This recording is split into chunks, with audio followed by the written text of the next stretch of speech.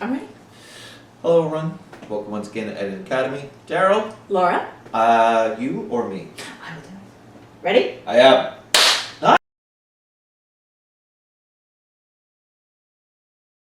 Nice, very Thank you loud. very much. Yes, a nice, good solid clap. Okay. Ms. Laura, as I ask each and every time, what's the year we're talking about and what are the movies? These are the 2002 Best Picture nominees that were released in 2001, and the movies are A Beautiful Mind, Gosford Park, In the Bedroom, Lord of the Rings, The Fellowship of the Ring, and Moulin Rouge. So quick commentary before we dive in. I've been kind of harping the past couple rounds of how forgettable a lot of these movies are. Yes. This is not the case with this batch. I would definitely say Interesting. these are not of the moment films. Mm-hmm. While some, and we'll talk about this, I think are much better than others. They are not of the moment for sure. I don't think.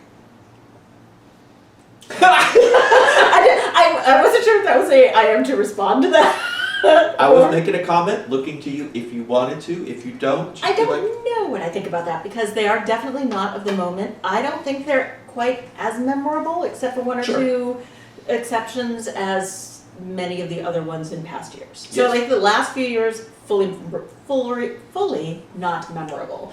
This year, there's a couple that are good, Okay. but I'm still not quite to the oh my god, remember that slate of movies. Yeah, neither am I.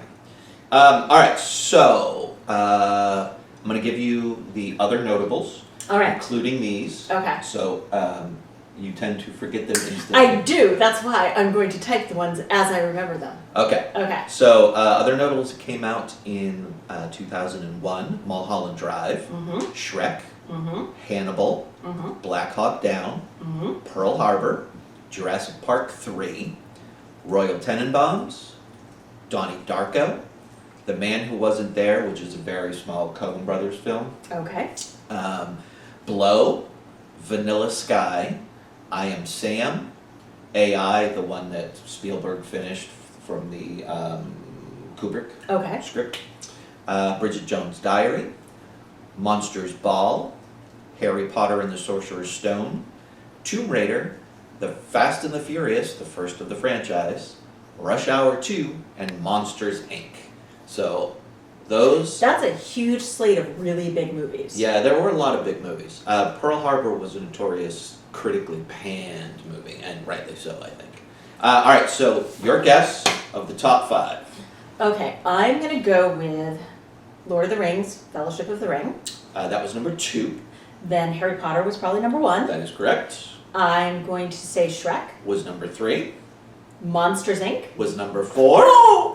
I'm so Can- close. Can you get the last one? I don't think you will. Fast and Furious? No. Oh, crap. I was so close. Rush Hour 2. All right, so I had that as one of my options, but it was not one of the ones that I thought once I looked at all of the other on the list. So it was a ran with, but So these are just Bummer. the movies that made the most money Sure. that year. It does not mean the movies, any of the other movies were not successful. Bridget Jones was a massive hit. exactly, yes. But when you're looking at a rom-com, like rom-com money versus Rush Hour 2, totally different. Yeah. Or even Monsters, Inc. or Shrek. You Yeah. know, you're looking at cartoon, different money than romantic comedies. Okay, so I I'm always... proud of myself. You did a good job. Like Thank you. 2 years ago, you got 4 out of the 5. Yep, The last one, you totally I failed it. tanked. Yeah. Yeah. All right. I always go alphabetical, so shall we start with Beautiful Mind? I have a beautiful mind, ready to go. Okay. Beautiful Mind, directed by Ron Howard, based on a screenplay by Akiva Goldsman, who adapted the 1998 biography by Sylvia Nasser. The cast features Russell Crowe, Ed Harris, Jennifer Connelly, Paul Bettany, Adam Goldberg, Judd Hirsch, Josh Lucas, Anthony Rapp, and Christopher Plummer. Was nominated for Best Picture, Director, Actor, Supporting Actress, Screenplay based on material previously published, Film Editing, Makeup, Score, won for Screenplay. Connelly won her first, I think, and then Ron Howard won for Best Director, and it did win for Best Picture. go with the synopsis and facts. Okay, the IMDb logline is: a mathematical genius, John Nash made an astonishing discovery early in his career and stood on the brink of international acclaim. But the handsome and arrogant Nash soon found himself on the harrowing journey of self-discovery. I think that's a terrible synopsis. Yeah, me too. I don't think that makes sense at all. Some reason I've been so paranoid lately about like actually hitting the record button. I don't know why. Okay, ask me next time because I can see the little red button. Oh, if I can see the you little can see it flashing. blinking? Yeah. Okay. Yep, I can see it flashing.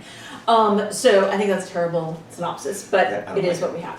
So a couple of fun facts. First of all, 90% of this movie was shot chronologically, which is very odd for a movie. Yeah, it's not typically the case. Not typically the case at all, and the only reason it wasn't 100% was they had to go back and film some stuff at the college that they weren't able to do at the time they wanted to do it. But I think because of the aging of the characters, they wanted to do everything kind of in a different time space.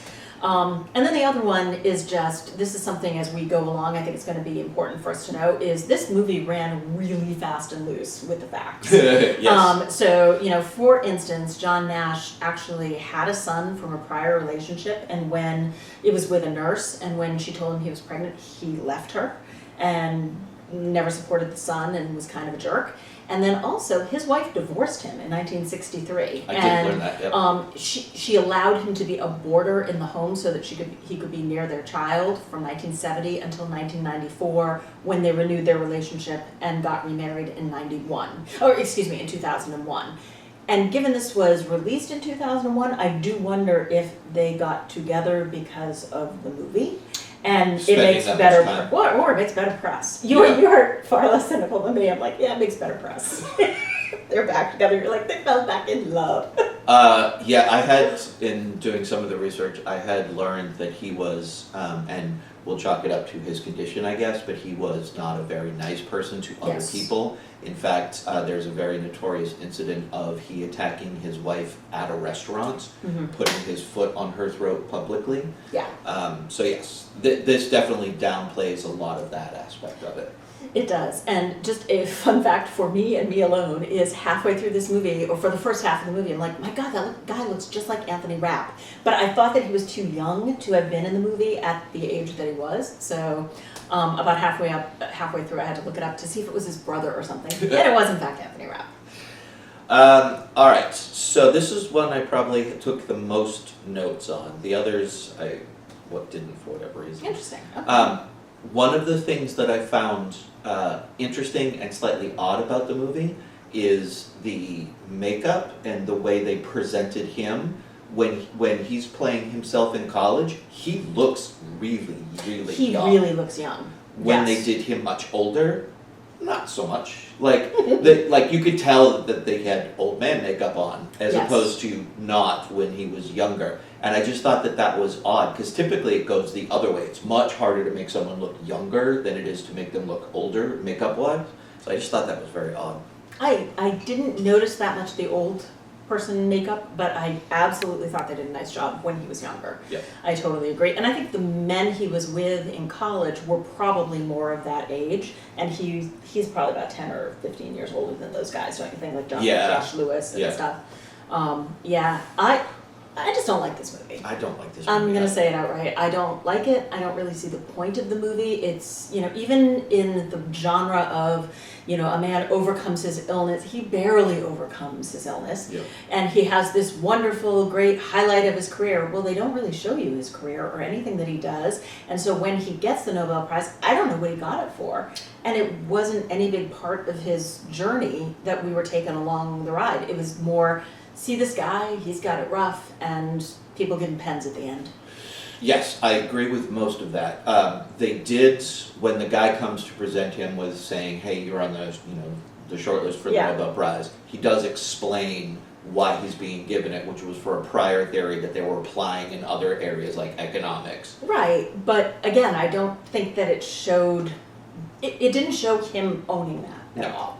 And in fact, the film points out that most of his life he didn't really publish anything, he didn't do anything, he was in pursuit of the perfect equation or perfect whatever. Right. And so that's what you see most of his life is him struggling with the fact that he hasn't discovered his thing or his purpose yet. Yeah, you have to care about the people and care about the emotional stakes, and I just did not.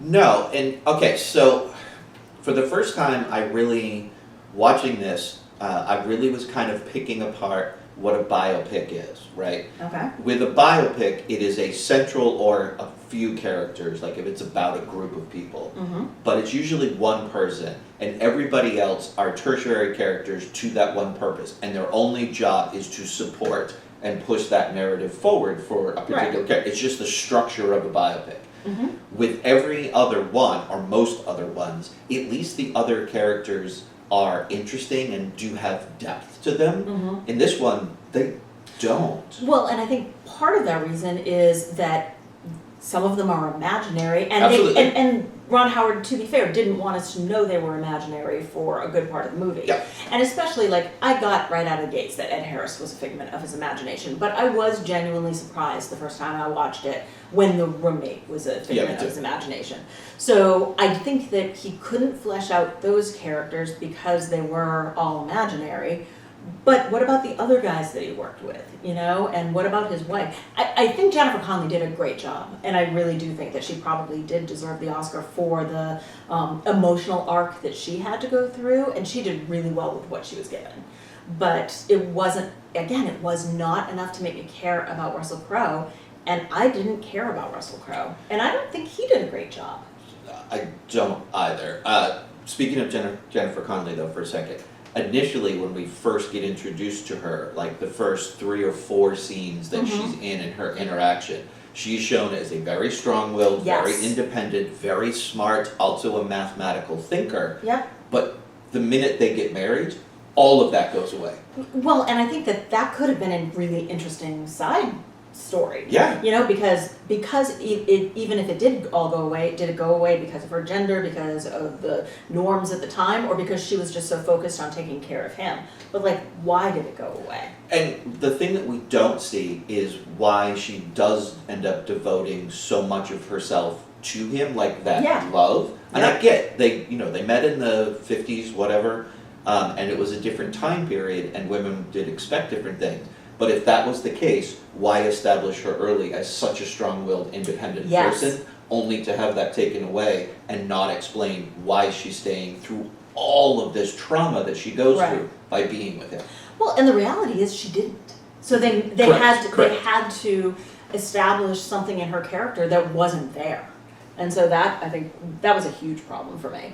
I agree with you. And then it's just that sad arc in the middle where he's kind of on his medication, he's had the electric shock, and he's clearly just a shell of himself when his friend comes to visit. It's almost like, okay, so is the story basically, you know, modern psychiatry is bad and like modern drugs are bad? Because he just kind of, the way he was able to cure himself the next time around was just pure grit and determination. Well, it was using his brain, like the thing that actually he was known for, the genius of his brain. He was finally able to make the connection between his own brain and his own thoughts. Like when he discovers they are not real, is when he recognizes finally that the little girl hasn't aged. So he's using his brain to get beyond it. You're correct, the shock therapy didn't work, the drugs didn't work. They made him lesser, and I think that was what the film was trying to say, is his mind was so strong that he was able to overcome it because of his mind and how he viewed the world, which is, they try to establish that he sees the world in mathematical formulas, but they're also not consistent with that. Like his first breakthrough is when, you know, there's the girls at the bar and he is seeing and the probability of everybody going after the same thing, you know, and he makes his whole theory right there on the spot, and then he goes home and writes it all out. And there was, I think, another scene where he has a moment like that as well. So we're supposed to believe that that's how he views the world, but it's not consistent. No, because again, I think they're trying to make it up where it didn't really exist. I think they're trying to make this more of an emotional, heart-wrenching story that didn't really exist. Because that's what Ron Howard does. That's what Ron Howard does, and sometimes he does it successfully, and here, I'm just kind of shocked that he got Best Director and Best Picture for this. I think it was one of those moments in Academy history where, like, you've been around for a long time, you've made tons of money for the industry, it's time for you to get your reward.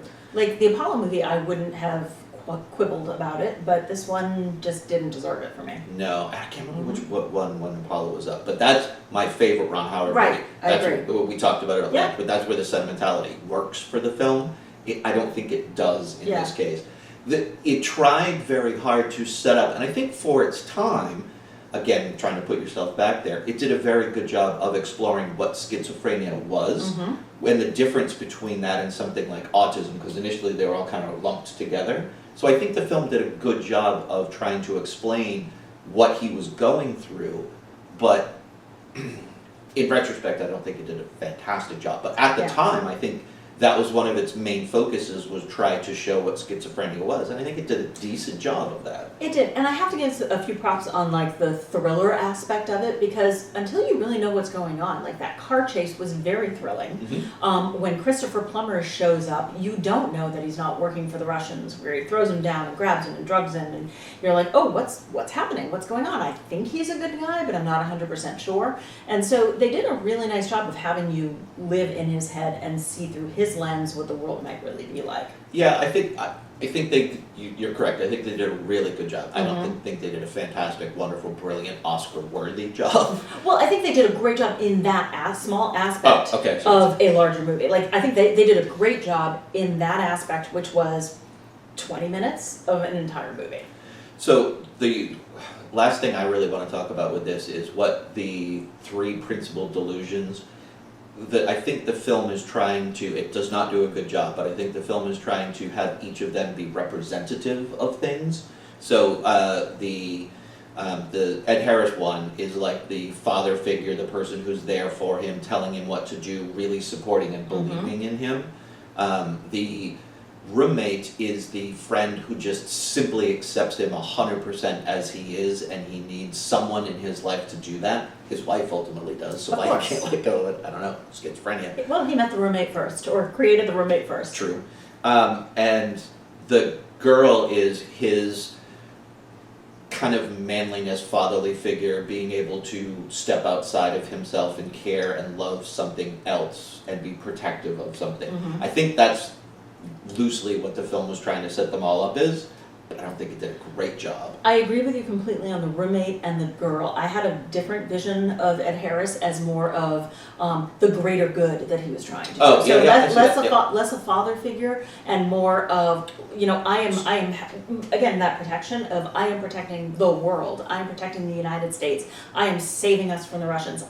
What I'm doing is, paranoid schizophrenia, it is so much bigger Yeah, than you could possibly understand. It's a sense of purpose. Exactly. Yeah. Sense of purpose is perfect.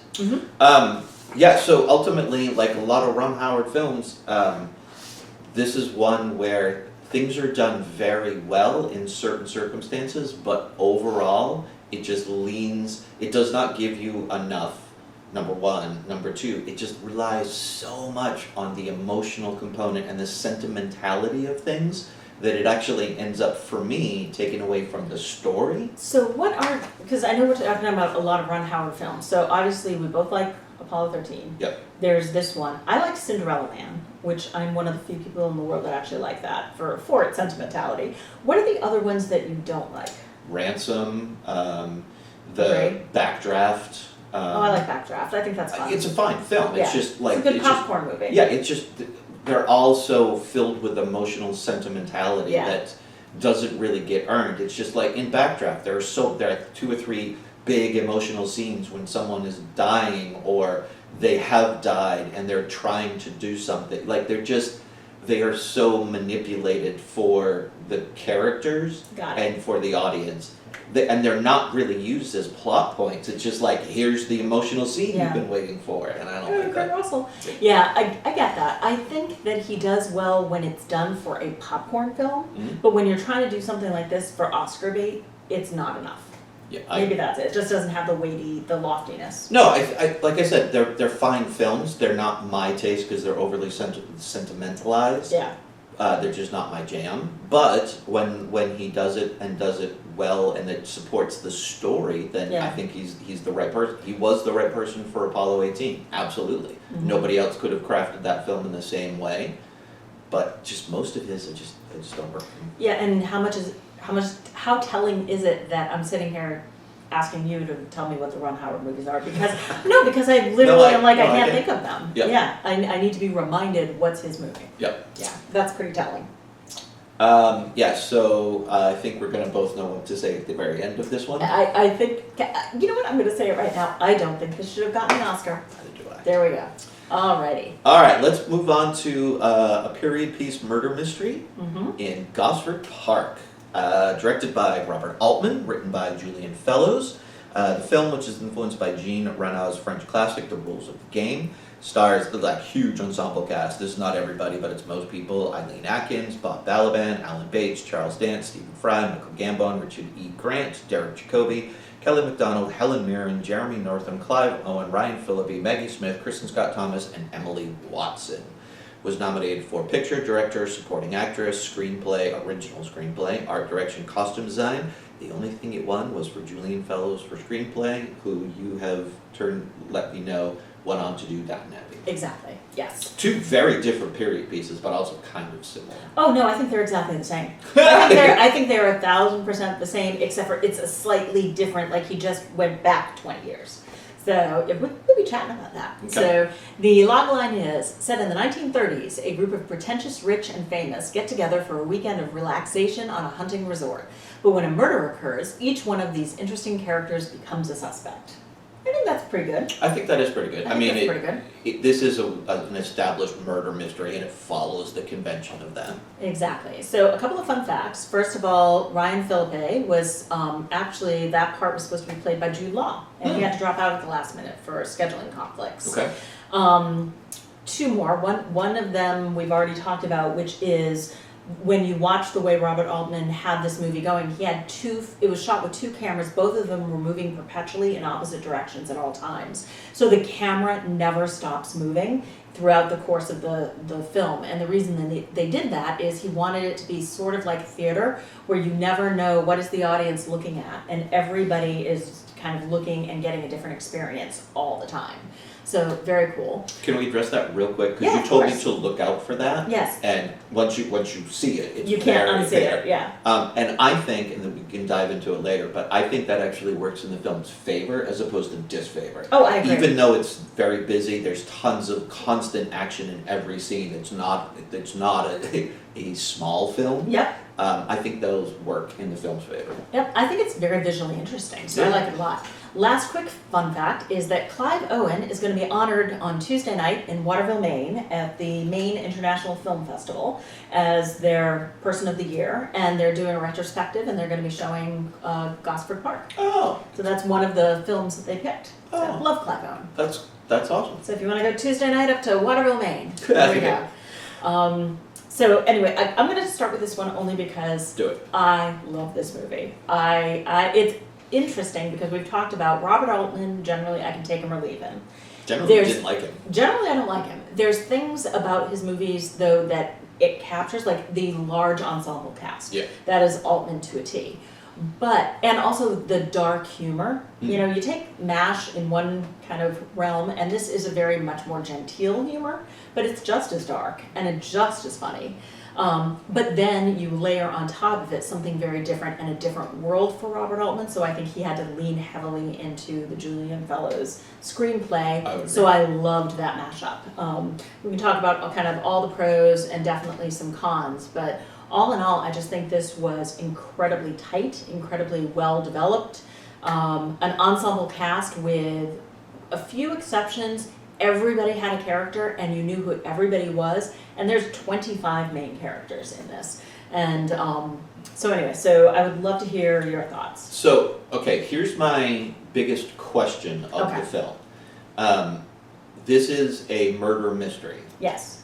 and it follows the murder mystery tropes for the most part. It does break convention here and there, but one of the big things with murder mysteries is the reveal at the end. The Yes. reveal at the end always comes in a rushed form. You get tons of information and Yes. suddenly everything's there. This one I think is even a little more rushed than a lot Agreed. of the other ones. And I question at that moment when you're starting to get the information, because the reveals are multiple reveals. Mm-hmm. I question if at that moment you even care about the murder anymore. You know what I mean? I think the murder mystery is the weakest part of the movie and the plot. Absolutely. Yeah, that's kind of my point. Is you are following this murder mystery, but when you get the reveals at the end, you don't care about the murder anymore. I think you don't care about the murder, but you care about the why. You don't care about that it happened, but you do care more about why it happened and kind of what led to that place. If you go back and watch it a second time, you can find more tells. Like, there are more pieces in there. Like, if you look at that picture, it's a young Helen Mirren. Like, the picture that they barely show you out of focus by Clive Owen's bedside, it is a young Helen Mirren. Okay. And so you can tell when she's looking at that and when Clive Owen is looking at that, they both know that that's her. So I find that really interesting. You got to watch that a couple times to pick up on that, I think. So once you see that piece, then you're like, oh, she's in it. There's a reason that they are mother and son. So I feel like they do set that up pretty well. This is my second time seeing it. I saw it once when it came out, maybe even in the theater. So this is my second time. And I had forgotten most of it. I remembered that it was a murder mystery, that it was a big ensemble cast, that there was a combination of American and English. And that was pretty much it. So I went in with the murder mystery aspect, looking for things, seeing where the clues were being laid out, see if I could pick them out for the end, because I didn't remember who had done it. Very minimal. Yeah, they're very minimal. And again, by the time the reveal happens, I didn't care as much. I was more invested in the relationships with the characters than the why of them killing, because this was almost like an Agatha Christie thing. Everybody could have done it. Exactly. He was not a well-liked man. Exactly. But so one of the weak parts of this movie, I think, is Stephen Fry altogether. I love Stephen Fry, but like, he just comes in and kind of makes it more into a farce than a drawing room mystery or a drawing room drama. So once he comes in, he's such a buffoon that I think it's a little, he's the detective. I think it's just a little silly. His whole purpose of he's overlooking clues that's being pointed out to him. Exactly. Oh, well, don't worry, someone will clean that up. So I don't love that piece, but the piece he brings in is he fully overlooks the servants.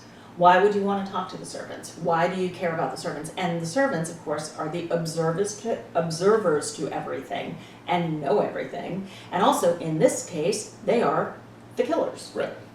One just happened to kill somebody after he was dead. But so I think the thing he brings in is the fact that everybody overlooks the servants, and it's actually a servant who solves the crime. There were two things that I struggled with. One, that was it. Like, what was his function? What was his purpose? Why was his character so inept? They didn't really do anything with that. He just was inept. The second thing is the Ryan Phillippe character of playing the servant in the beginning. I didn't really understand what purpose that served. They kind of sort of give a half-hearted attempt to explain it. He was researching a role, he was doing it for a lark, but what purpose did it really serve? And maybe I missed something, but I didn't see the point. So the purpose I think it served was you are in one class or the other. You cannot straddle the line. So I think it just showed him, like, he is upper crust trying to play the servant. He wasn't successful there. And then when he came back, he was kind of successful being an upper crust type person. Like, you are one or the other. And you cannot pretend to be one or the other. I thought it was interesting just because of Kristen Scott Thomas. The minute he was a servant, oh, come on in, we'll have a little tryst, that's so much fun. And then the minute he is somebody of her status, she wants nothing to do with him. Because you just fool around with the servants, you don't fool around with the people of your own ilk. Right. One of the things in doing the research for this one of the big things that people like to pick apart is who knew at what point that he was not a servant. Many of the servants point out things that he's doing incorrectly, so they all knew. Yeah, whether they knew something was wrong. Yeah, whether he was just new to service or whether he whatever, but they knew that he was not a tried and true. I've been doing this for a while servant. Right. So. Again, one of the tropes in murder mysteries is you have these subplots that mean nothing to distract you from the actual murder plot. Yeah. So I wonder if this is one of those. Like, is this just like a distraction where we just get character development along the way to take you away from the real mystery, because that is something murder mysteries do. Yeah. And if so, okay. Yeah, I guess I thought his importance was for the people around him too. So it showed that he's a jerk and he was going to take advantage of the maid, and Clive Owen stood up for her. So like it represents Clive Owen as a good guy. Yeah. Even though he's a killer, he's a good guy when it counts. Kristen Scott Thomas doesn't care about her husband, so I think that his role was to show what other people were doing and how other people related to him. If you notice, the person that he was supposed to be the valet for basically said, "Are you going to be coming back later?" So that shows that they have a relationship. And he's like, "Oh, I can't possibly," in his fake Scottish brogue. One of the other subplots that I questioned, and again, I'm just going to chalk it up to one of the plots that is there to distract you, was the American movie producer who was there constantly on the phone to America. Yes. I get that his character was supposed to be a slight dissection of what this society was doing, and also for jokes to be made of. Like, one of the best jokes is Maggie Smith's is like, "What's the film you're working on?" "It's a murder mystery." "Well, who did it in the end?" He's like, "Well, I can't tell you that." And she's like, "No one here is going to see it." Yep. Hysterically funny, joke at his expense. And that seems to be all his character was for. So I think it was just, again, the American, the American being other. Also, just another fun fact is he is a producer of this film. Oh, really? The guy who played the producer is actually the one who came up with the idea, went to Robert Altman and said, "I got this guy Julian Fellows you should work with, and let's do this." So he's the one that actually made this and brought it together. Oh, okay. And he is a producer on the film. He's a great character. You see him everywhere, Yeah. but he is terrific. But yeah, I think it was more about, again, the British high-class aristocracy, and Americans need not apply. I think one of the biggest strengths of this film is, and this is a writing, and then Altman relying on the writing to bring it to screen, is because you have such a very large, very powerful ensemble cast, nobody has a lot of screen time. Everybody's screen time is minimal. I would be surprised if one single person got more than 15 minutes in total. Yep. And in that time frame, to be able to establish characters as well as they do, with their depths, with their motivations, is very difficult to do. And that's obviously a strength to the writing, but then Robert being able to bring out the performances for these people to be able to have that ensemble be so strong. That is, in my opinion, the strength of the film. Yep, I completely agree with you. And interestingly, 2 of the actors and 2 of the actresses at the time the movie was made were knights and dames. And Maggie was a dame at that point? She was a dame, Okay. and the one who played the cook, I forget her name. Oh, Eileen Atkins, I think. okay. And then it was Derek Jacobi and who got killed, the guy that got killed, the Yeah. head wizard of Hogwarts. Yeah. They were both knights. Since then, 2 other actors, Alan Bates and Stephen Fry, have become knights, and Kristen Scott Thomas and Helen Mirren have become dames. So like this was not a group of normal ensembles. These are major players. Yeah. Mm-hmm. And the fact that he was able to bring them all together, and we're going to dive into that a little bit more in the next film, but sometimes it always surprises me for the budget of a film, the quality that you can get for that film, because you would expect, like, there's a common misconception that every actor or actress out there is making millions of dollars every film, and that is not the case. Absolutely not the case. But yeah, I loved the language, I loved the dialogue, I loved the performances. I thought that it was a little slip of a plot. They just needed to get everybody together into a place because it was funny and interesting, and the zingers that Maggie Smith gives are worth the weight in gold. Yeah, I think overall, I do think it should have been nominated for the year because of the craft that was put into it. Mm-hmm. It's the story ultimately that I just don't care about. And I don't think we're really supposed to, except for, like you said, a loose plot to just follow all these people do really good acting and get to the end. Anyway. Yeah, and this is also one of the few movies of this time where the women led the cast. Yeah. Where it really was the women who had the important roles, and the men were there and fully drawn, but they were supporting. Mm-hmm. It really was kind of the women that was driving it. That's pretty rare at this time. Yeah, no, I agree. Okay. It's fun. It's a fun, it's definitely Yes. worth your time. It is one of the better crafted films of the year. Unfortunately, it does get lost with all of the other big major hits that came out around that time. Yeah. But It's definitely worth it. And I'm going to do my tie to Downton Abbey because Maggie Smith basically plays the same character in Downton Abbey, and her name is Trentham here. I think it's Grantham in Downton Abbey, and so it's really just the same plot. It's just 20 years earlier with kind of different sorts of characters, but it's that whole upstairs, downstairs, the elites and the staff and how they interact together. I recently started rewatching Upstairs, Downstairs. Oh, there you go. We'll talk about that. The original 70s one? Yes. Oh, fascinating. All right. Okay, shall we move on to In the Bedroom? Yes, not so much fun though. No. In the Bedroom, directed by Todd Field from a screenplay by Field and Robert Fessinger, based on the 1979 short story Killings by Andre Dubois. It stars Sissy Spacek, Tom Wilkinson, Nick Stahl, Marissa Tomei, and William Mapother. I hope I'm pronouncing your last name correct. Nominated for Best Picture, Actor for Wilkinson, Actress for Spacek, Supporting for Tomei. Adapted screenplay, did not win anything. All right, so the log line is, a New England couple's college-aged son dates an older woman who has 2 small children and an unwelcome ex-husband. I think it tells it without without telling the major plot point. Yeah. And so a couple of fun facts. This is the first movie that premiered at Sundance that had been nominated for Best Picture.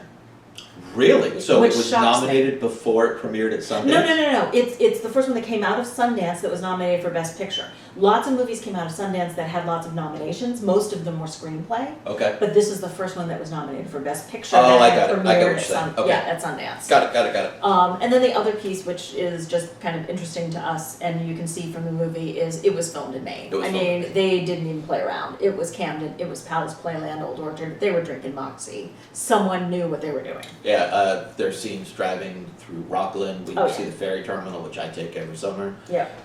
So they were their scouting location. Whoever their scene scout person was did a good job. We'll give them. They absolutely did. This was not a Cider House Rules situation or Shawshank Redemption when they're supposedly in Buxton and that ain't no Buxton. No. So. All right.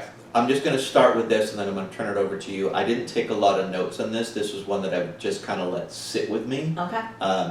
But this is the thing I want to start with. The budget for this film, the entire budget, $1.7 million. Wow. I know. That's surprising. Think about all the people that they got for 1.7. Like Nick Stahl was still young and hungry. I can understand that. But Marissa Tomei had won an Oscar. Yeah. As had Sissy Spacek. Yes. But she had kind of declined for a couple of years, so I know her salary went down, but whatever. Tom Wilkinson was on his rise about all of these independent films, so his we've seen him in several of these Oscar-nominated movies. So I'm very surprised that they were able to make this budget with this movie with this cast for that little money. My guess is that these actors wanted to be in this movie, and they were like, "I'm going to get noticed. This is awesome." Yes, I think that's absolutely true. So that's interesting. I didn't realize the budget.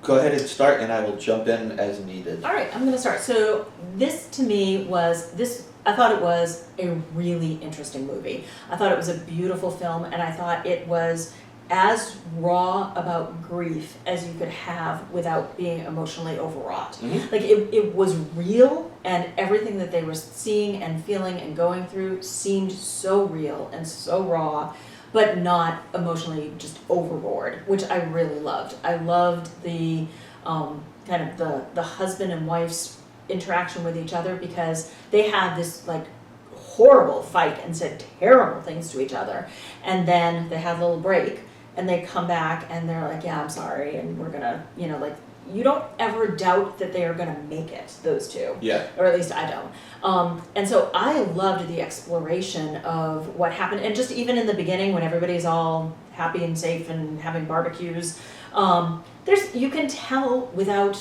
any dialogue how the mother feels about the situation, how the father feels about the situation. Everybody's kind of not talking, but you can see it, and so it's fantastic performances. And then in the last act, it takes a turn, and I did not love the turn that it takes. So everything seems so real, and I'm not saying that what happened is not a possible real reaction to the devastation of their son dies, and what the father, but it just seems so out of character. Well, I was gonna say, it seems out of place for the film itself. Yes. You're telling one story through the first 2/3 Yeah. of it, and then the last you're telling a completely different story with the same characters in the same setting. Yes. So that was a little jarring for me. I understand why they went that way. I think it was supposed to give some sort of emotional conclusion for people, which Yeah. I don't think it did. Which it absolutely did not. But I think that was the attempt anyway. So Yeah. it was, if you were telling an emotional arc, that would be one way that you could finish up that arc. Yeah. It's a choice. I don't necessarily think it worked for the film. But one of the things you mentioned that I firmly do agree with, and I think this is a strength of Todd Fields, is he does know how to set a scene Yes. and allow a scene to be without having a lot of over talking or over explanation. When the camera rolls on a particular scene, it just takes you seconds to understand what that scene is, where you are, the potential of things Yep. that might happen. He's very, very good at setting that up, and then I do know that actors that have talked about working with him really enjoy that because he lets them play. Yeah. So they can really figure out what needs to happen, the action, they can change lines. And I think you really get a sense of these very talented actors having done that and in really inhabiting their characters in this. Whether you like the story or not is a different thing, but the actors really inhabited the characters and embraced their characters and the telling of the story. Nope, I absolutely agree with that. A couple of things that they chose that were just a little bit too on the nose for me, and it was in an otherwise such a subtle movie. One of them was the conversation about the bedroom of a lobster trap and how, in the bedroom, if you have more than two lobsters, if you introduce a third lobster, it can get violent and rip someone's claw off. And it's like, oh, I know what's going to happen, like at the very beginning of the movie. Gee, is there a parallel Is there a parallel to the ex-husband there? I can't see it. And then the other piece is when the father, slices his thumb, puts a Band-Aid over it, at the very end of the movie takes the Band-Aid and the wound is still there. It's like, oh, you put a Band-Aid on something, but when you take it off, the wound is still there and still open. So you can try to take an action, but it's not going to solve your problems. I just thought that was a little too much for such, again, a very subtle movie of, Sissy Spacek, I think, knocked it out of the park, and she didn't do much in this movie. She just even the choice of, she's smoking after her son dies. She was not smoking in the first part of the movie. So you kind of sense that's something, some self-comfort that she has picked up, and that her doctor husband has said nothing about, because you need what you need to self-soothe, kind of thing. One of the themes I think that this movie is all about, and it's an exploration, I think, in communication. Yes. Because everybody has moments where they're trying to communicate a particular thing that is either misinterpreted or misspoken. But everybody is trying to communicate with everybody. Marissa Tomei is trying to communicate with the mother and the father to tell them, hey, this isn't a fling for me, this is something serious. The mother and father are trying to communicate with each other, but are coming from opposite sides. Nick doesn't want to communicate how he is feeling about a scenario to either his father or his mother. Everybody is going through communication, and it's an exploration of communication. In that way, I think it's very, very, it's handled incredibly well. I just think there could have been a little bit more depth to the story, and I don't necessarily agree with, you're correct, the last third. I don't know how else you would have done it, what you would have done in its place. But, because it would have been a very short movie. It will, exactly. Well, for instance, the last scene of Sissy Spacek and Marissa Tomei, where Marissa Tomei needs to explain and needs to apologize and needs to have closure with Sissy Spacek, and she just smacks her in the face. And you feel terrible for both of those characters. I didn't demonize Sissy Spacek for her action. You understand where that was coming from, and grief and hate, and it has to go somewhere. And she's decided that it goes to Marissa Tomei, even though it's not necessarily her fault. So I really actually loved that interaction, and that was painful and horrible, and Sissy Spacek just goes on with her day. You are a blip in my day, get out of my face. I liked that scene. What did you think of that scene? I liked it. I thought it established things. You can see that Sissy's she has so much anger in her, she doesn't have a place to put it. The only place she can put it is suddenly confronted and put in front of her. Yeah. And I don't think she meant to. I don't think this was something she planned. Like, Oh, the gosh. next time I see her, I'm gonna do this. It was just my raw emotion has to come out, and it is coming out, and you're the person it's gonna be directed at. Misplaced, of course, but you're Yeah. the person.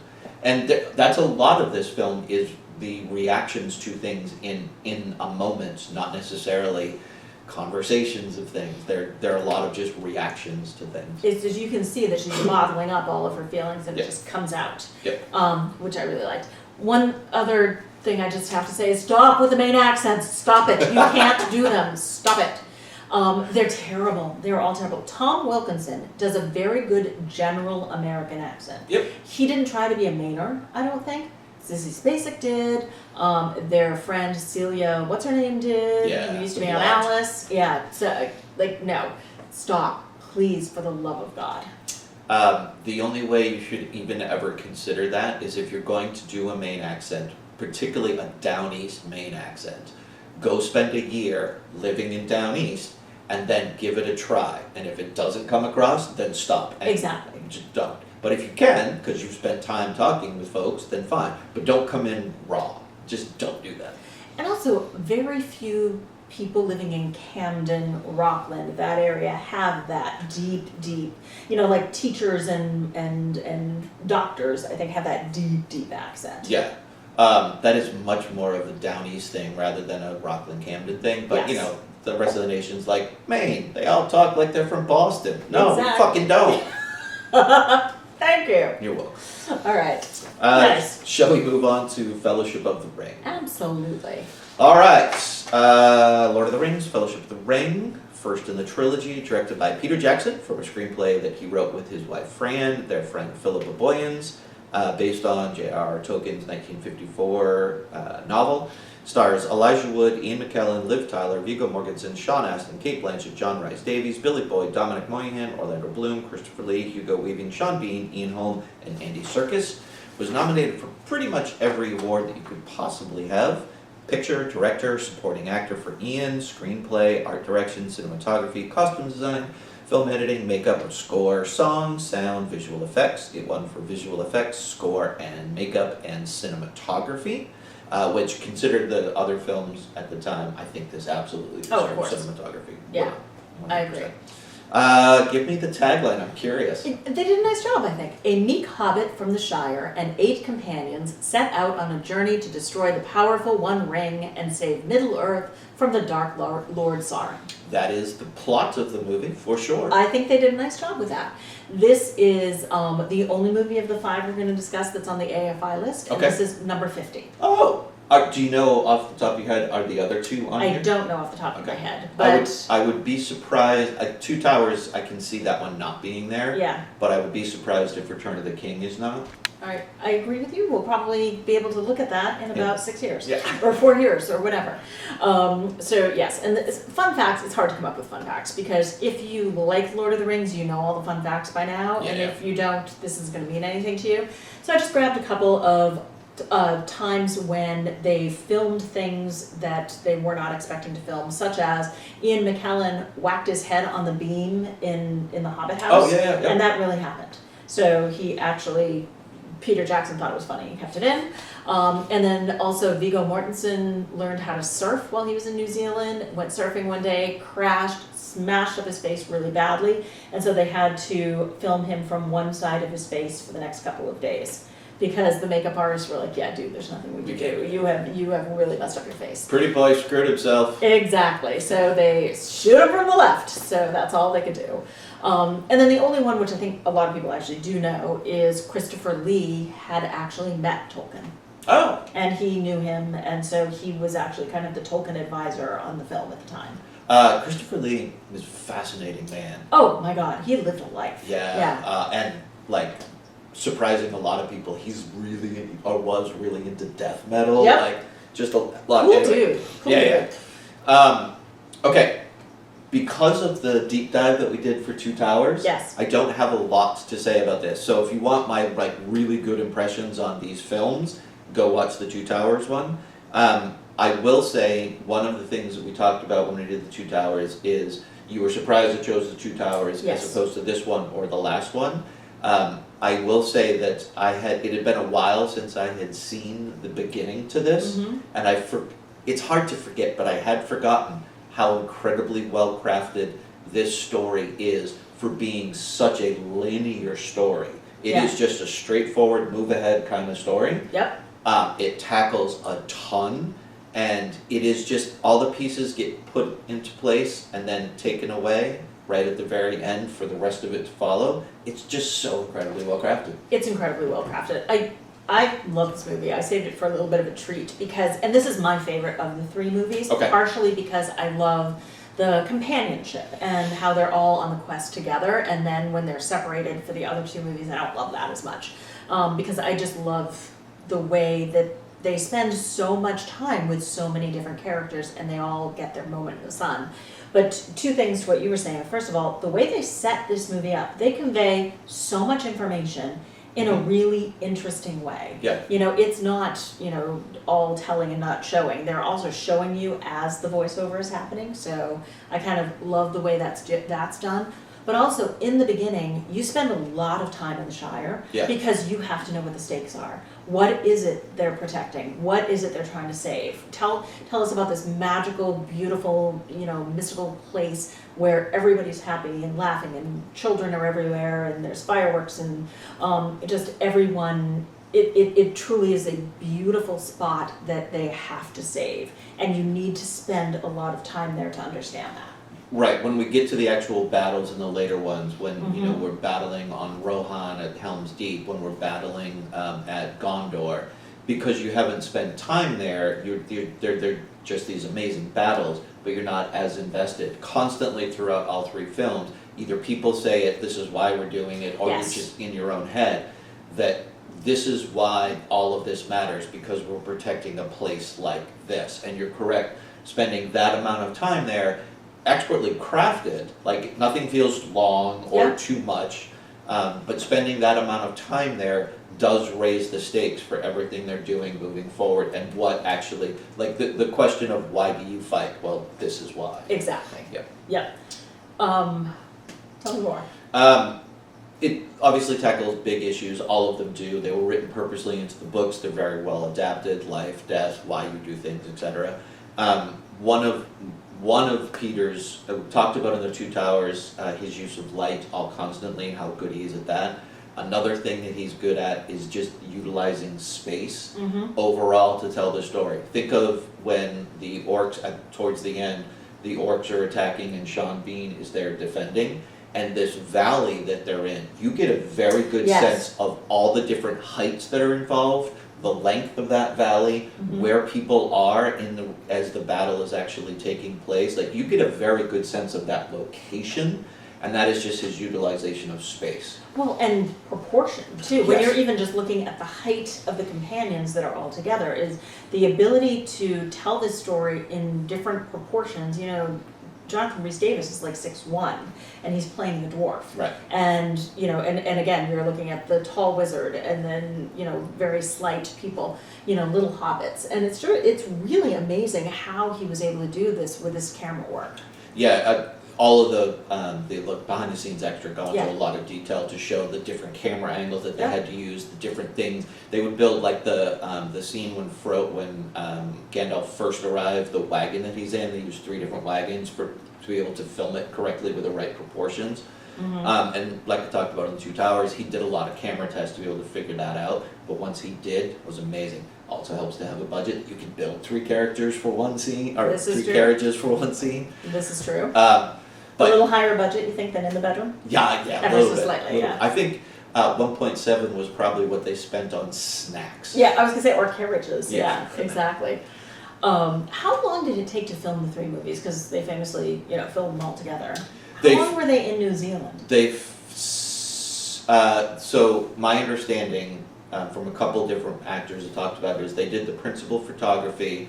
They had been greenlit, but they didn't know what the schedule was going to be. So they'd started to film the second, but they didn't really know. Once the first was delivered, it was supposed to be 2 movies. He broadened it to 3, and once they were all done, they would take a break and then they would come back for secondary shots, Okay. pick up what they call pickups, Yeah. like things that they needed to do after. So all in all, I think it was close to 6.5 years that they were Going there. back and forth, yeah.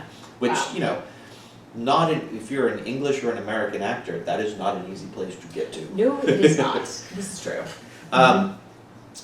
For me, the number one thing in this film, even more than the other two, that really sets everything up is one, you spend so much time with the characters that you then care for them for their journey they go on. Like, we Yes. spend a lot of time just getting to know these characters. Yeah. This one, more than any of the others, is just a lot of conversation. It's Mhm. not a lot of action. There's action, but it's not a lot of battles or anything. It's just a lot of conversation. And number two, because of that, the pacing of this is just perfect. I agree.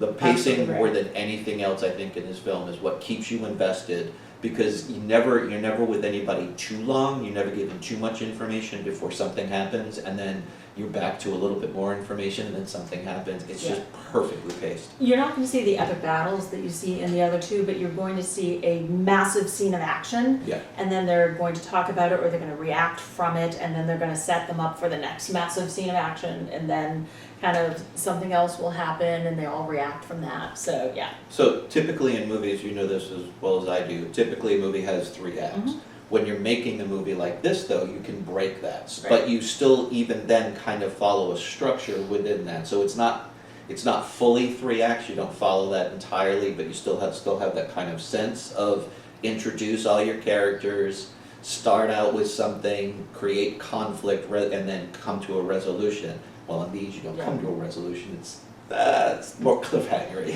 And so that is the one piece of this movie that I despise, which is, and again, far be it for me to tell Tolkien what he's doing, because I know it's how the book ends. I hate trilogies, I hate cliffhangers, I hate movies that cannot be concluded in one movie. Like, a movie should be a 2 to 3 hour event and end. It makes me insane. Make a television show, make a miniseries if you need more time than that. And you don't give these a pass for that? No, Wow. nope, I do not. I enjoy it. I love this movie, but it bugs the crap out of me that they cannot complete it. And I give it a slight pass because it's based on a book. And so they have to be somewhat fair to true to the book. If they had And- been able to take this from 3 to 2, would you have been happier? No, because it should have been 3, because it should be 1 per book. So I actually understand that. Making The Hobbit into 3 movies Oh, bad, so bad. made me batshit crazy. Yeah, that's just 100% a cash grab. Like, Oh, exactly. well, I also do believe when one of the reasons why Peter said he did that was because he's like, yeah, I know this was far too long, but I just really like those people. Yeah, yeah. I'm good that it is 3 movies because it matches the 3 books, such as, like, forget the last Harry Potter movie, which broke up 1 book into 2 movies. Like, those are self-encapsulated stories. So even though there's the larger arc, every movie ends with an ending, Okay. for the most part. I don't think we've ever talked about that before, and I'm a little surprised, and I totally disagree with you, but that's okay. Okay, why? I don't mind that it's a longer story being Okay. told over multiple films. While I am not a big, massive fan of the Marvel Universe, I didn't Mhm. mind that all of these 26 movies or whatever were able to come to a culmination. I thought that was an achievement. Well, yes, but each of those movies, for the most part, there were a few that were kind of cliffhangers to the next movie, like the last 2 Avengers movies. Yeah. But like Iron Man 1 was a standalone movie. Yeah. So like whether any other Avengers movies happen, that stood on its own. And I Yeah. feel the same way for like Thor or any of those. Most of the movies in that universe are standalone movies. It's fine that they kind of that they fit in together. Like the Mission Impossible movies, except for the last ones, are like 1 movie. How do you feel about Star Wars then? Because those do tell a singular story. Empire does leave with a cliffhanger, and then you get a conclusion with Return of the Jedi. Hate Empire. I hate Empire. Really? Yes. Oh my God, we're gonna fight. I know. But that's why. Again, it's a Laura issue, I understand. Okay. But I do not think movies should end on cliffhangers. All right. This has been a rant brought to you by Laura. Typically, I'm the one that does the rants. But Exactly. that was Glad to nice help. to do. Yeah, well, again, Lord of the Rings, it's all praise. I mean, like, there's really nothing, I don't think there's anything that you can really pick apart in this movie. No, I don't. So, I mean, I didn't like that there wasn't more. That's the worst thing I can say about this movie. Darn it! I wanted more. Exactly. All right, So- let's move on to Moulin Rouge, shall we? All right.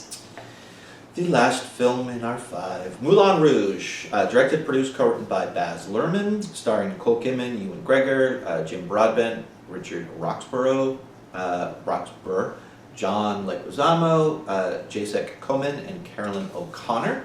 Was nominated for Picture, Actress, for Kidman, Art Direction, Cinematography, Costume Design, Film Editing, Makeup, and Sound. It won rightly so for Costume Design and also I think for Art Direction as well. I think it deserved both of those. All right, so the logline is a poor bohemian poet in the 1890s. Paris falls for a beautiful courtesan and nightclub star coveted by a jealous duke. Okay. That's like... It's a musical. That might have been important. Yeah, you probably would have thrown a musical that tells Yes. the story of... Exactly. So yeah, okay. it's very bare bones. A couple fun facts Yep. is that Courtney Love actually wanted the part of Sabine and auditioned. And even though she didn't get it, she did give them permission to use Smells Like Teen Spirit, which they thought they were not going to get because they didn't give her the part. But she saw the need for the song, so good on her. Leo DiCaprio also didn't get the role. He had just come off of Romeo and Juliet with Yep. Baz Luhrmann.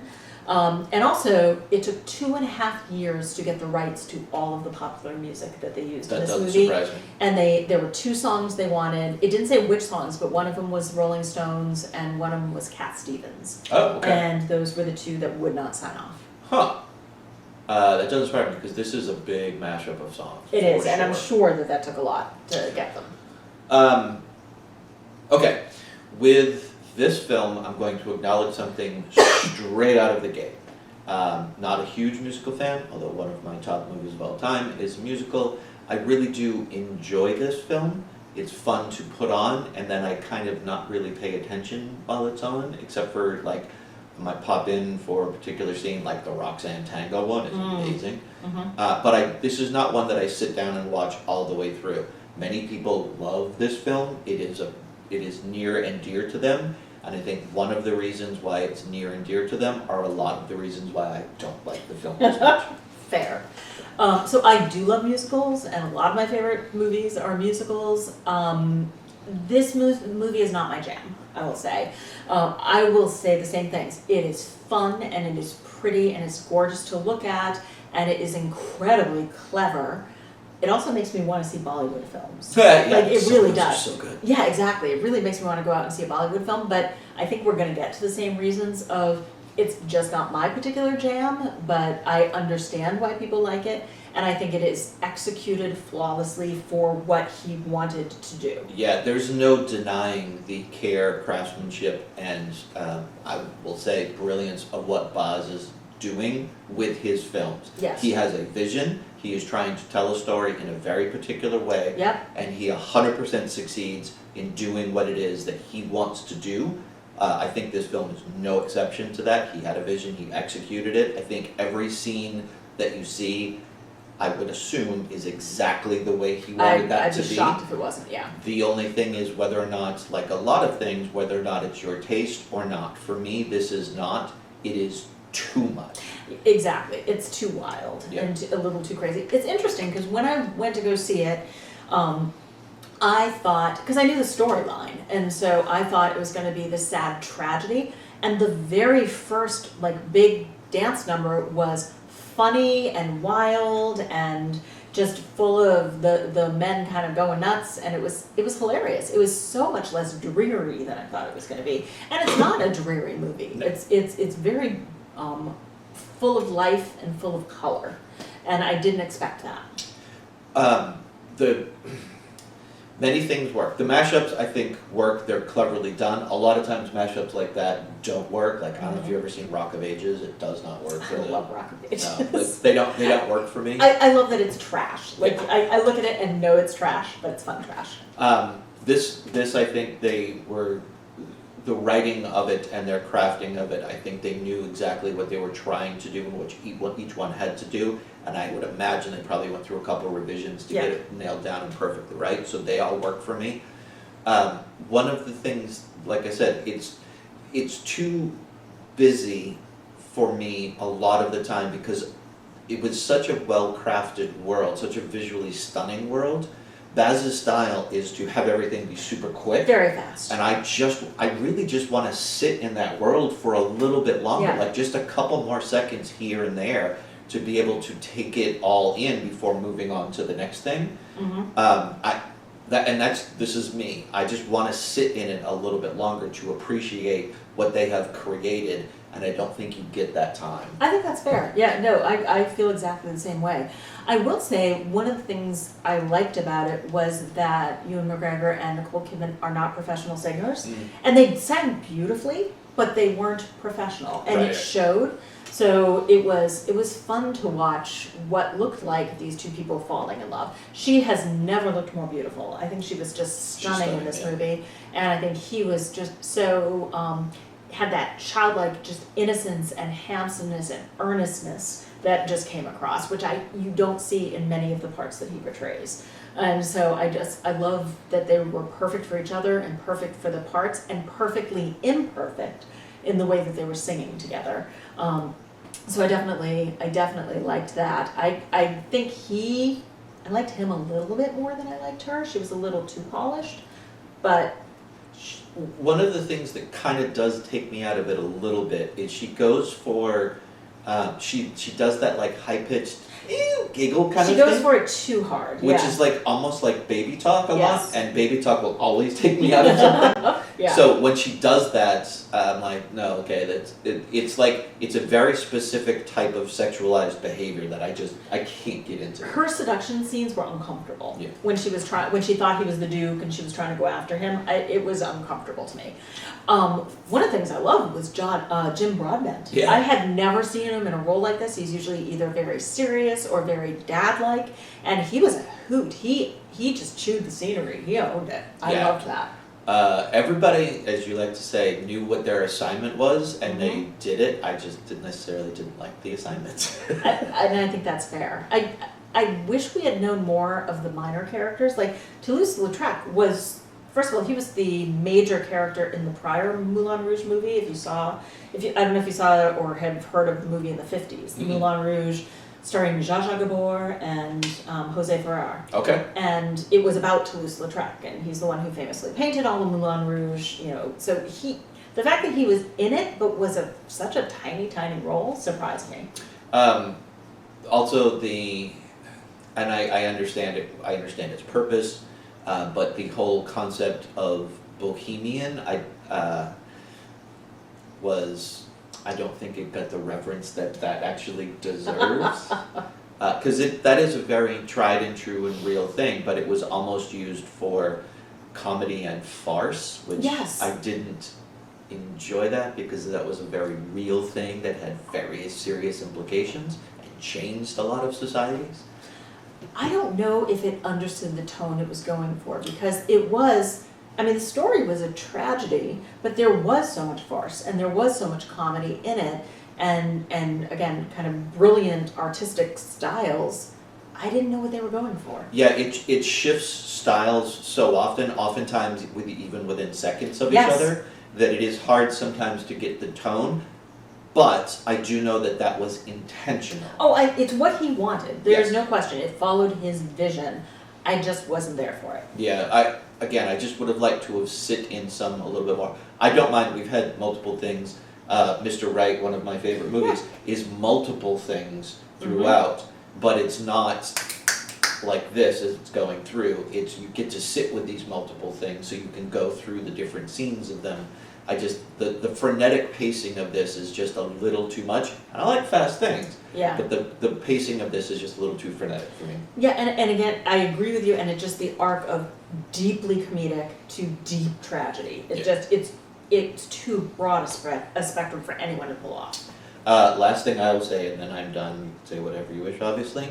I'm sure that someone has invented a drinking game for all of the different cultural song references. Like if you can name what the song or something, you like Yeah. take a drink, I'm sure someone's invented a drinking game because they are all over the place. I was playing a little game with myself, not a drinking game, but with the love, all you need is love. Love is a many splendid thing. Love, like when he was doing that, I'm like, oh, I know those songs. Yeah. Some of them were very clever. Like I do like the way that the Hills Are Alive with the Sound of Music came about because they're all just trying to think of a line and then it just suddenly burst out and you're like, you know that it's coming and you want to scream it, Yep. but you know, okay.